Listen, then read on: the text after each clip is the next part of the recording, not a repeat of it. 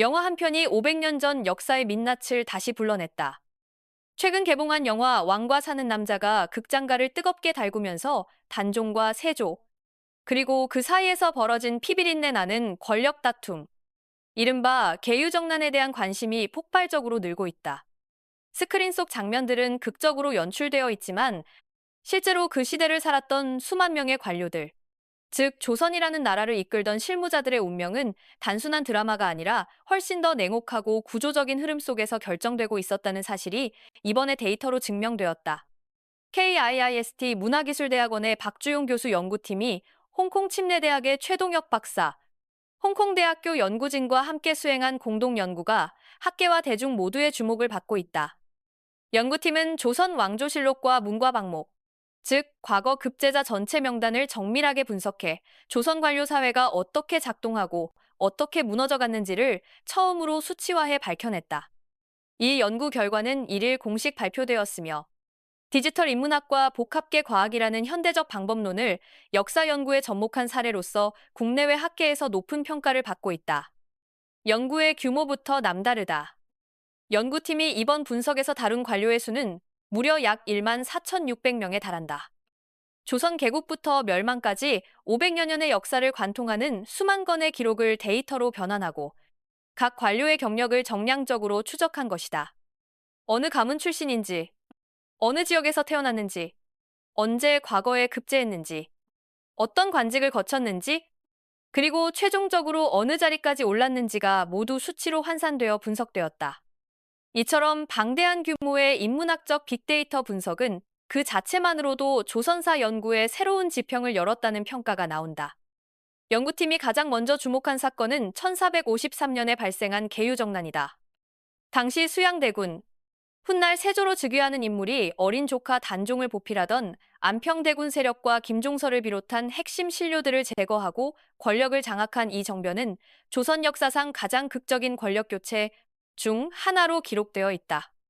연구팀은 조선왕조실록에 기록된 방대한 인물관계 기록을 바탕으로 단종, 수양대군, 안평대군 각각과 교류한 관료들의 사회적 관계망을 구축했다. 그 결과는 충격적이면서도 명확했다. 세조와 가까웠던 인물들은 공신으로 책봉되며 빠르게 권력의 핵심으로 부상한 반면 안평대군 측 인물들은 대거 숙청되어 관직을 잃거나 목숨을 잃었다. 개인의 능력이나 행정적 역량과는 무관하게 오직 어느 편에 서 있었느냐는 정치적 선택 하나가 한 사람의 경력 전체를 결정해버린 것이다. 이 분석을 통해 연구팀은 정변이라는 극단적 사건이 관료사회 전체에 얼마나 강력하고 일시적인 충격을 가하는지를 정량적으로 확인했다. 그러나 연구팀의 더 중요한 질문은 정변 이후에도 이어졌다. 계유정난과 같은 무력정변은 조선 역사 전체에서 보면 예외적인 사건이었다. 대부분의 시기 동안 조선의 관료사회는 과거시험이라는 공식적인 제도를 통해 인재를 선발하고 일정한 규범 아래에서 경력을 쌓아가는 방식으로 운영되었다.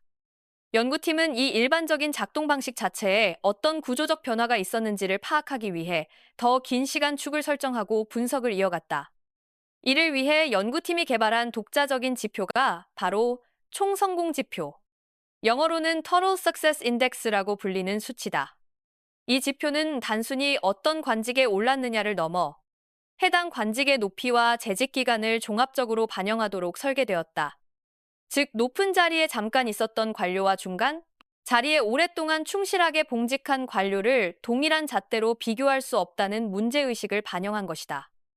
이 지표를 통해 약 1만 4,600명의 경력이 하나의 비교 가능한 수치로 환산되었고, 조선 전체 기간에 걸친 관료 사회의 변화 추세를 시계열로 추적하는 것이 가능해졌다.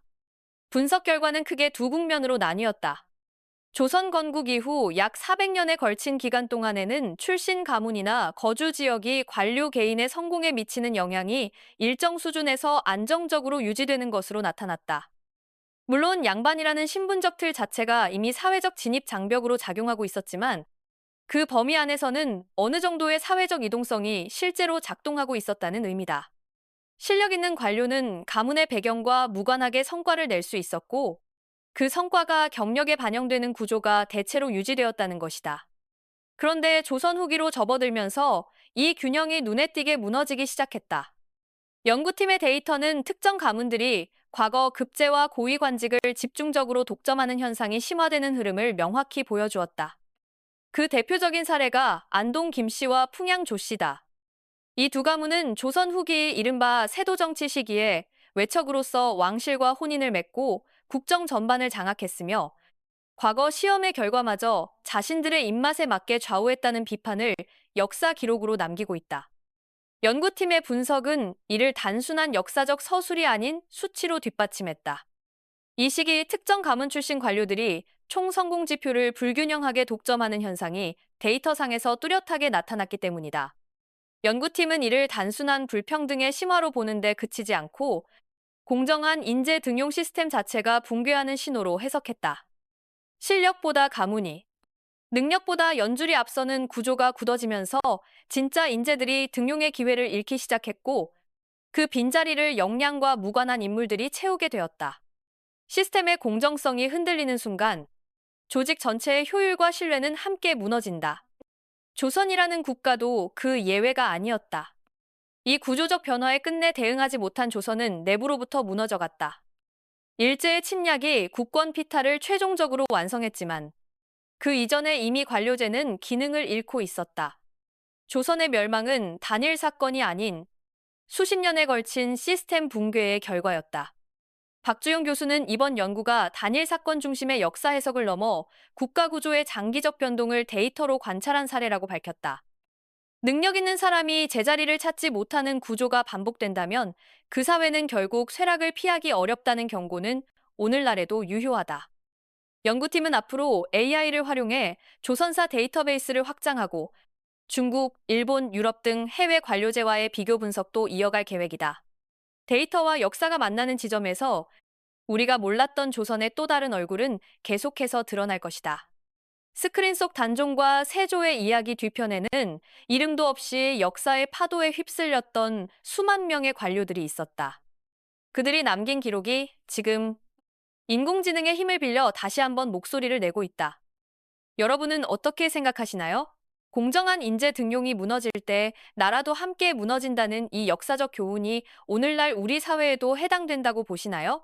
댓글로 의견을 남겨주시고 좋아요와 구독으로 더 많은 분들과 이 이야기를 나눠주세요.